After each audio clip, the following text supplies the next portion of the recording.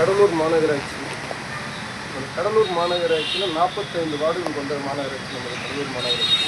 இந்த மாநகராட்சியில் பார்த்திங்கன்னா சமீப காலமாக புதிதாக அதிகாரிகள் பலர் நியமிக்கப்பட்டிருந்தாலும் பணிகள் அனைத்தும் மிக குறைவாகவே உள்ளது. உதாரணத்திற்கு நேற்றைய தினம் கடலூருக்கு ஒரு ஆரஞ்சு அலர்ட் வானிலை ஆராய்ச்சி மையம் கொடுத்திருந்த போதும் கடலூர் மாநகரத்தில் இயங்கக்கூடிய ஜேசிபி இயந்திரங்கள் உள்ளிட்ட வாகனங்களுக்கு டீசல் பற்றாக்குறை காரணமாக கடந்த 3 நாட்களாக ஜேசிபி வாகனம், அதாவது மழைக்கான முன்னெச்சரிக்கை நடவடிக்கை எடுப்பதில் கூட வேண்டிய ஜேசிபி வாகனங்களுக்கு கூட டீசல் இல்லாத ஒரு அவல நிலை மாநகராட்சியில் ஏற்பட்டிருக்கு.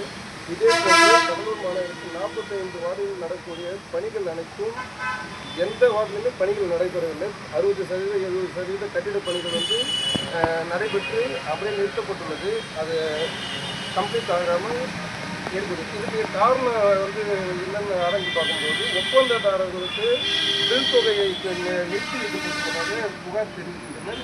இதற்கு காரணம் அதிகப்படியான லஞ்சம் கேட்டு ஒப்பந்ததாரர்களை முரட்டுவதாகவும் ஒப்பந்ததாரர்கள் தெரிவிக்கின்றனர். ஒப்பந்ததாரர்களுக்கு பணம் கொடுக்காத காரணத்தினால் பணிகள் அனைத்தும் நிறுத்தப்பட்டுள்ளது. அதே போன்று பாதாள சாக்கடை அனைத்து பகுதிகளிலும் வழிந்து வருகிறது. இதற்கு பாதாள சாக்கடை சரி செய்யக்கூடிய வாகனத்திற்கு கூட டீசல் இல்லாத காரணத்தால் நிறுத்தப்பட்டுள்ளது.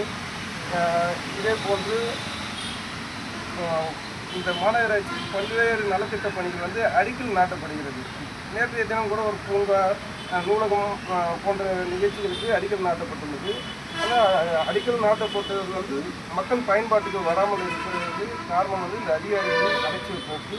இதை உடனடியாக மாவட்ட நிர்வாகமும் மாநகராட்சி நிர்வாகமும் தமிழக அரசும் தலையிட்டு இதை சரி செய்ய வேண்டும் என்று ஒரு அடையாள உண்ணாவிரத போராட்டமாக இன்று கடலூர் மாநகராட்சி நாங்கள் மேற்கொண்டிருக்கிறோம்.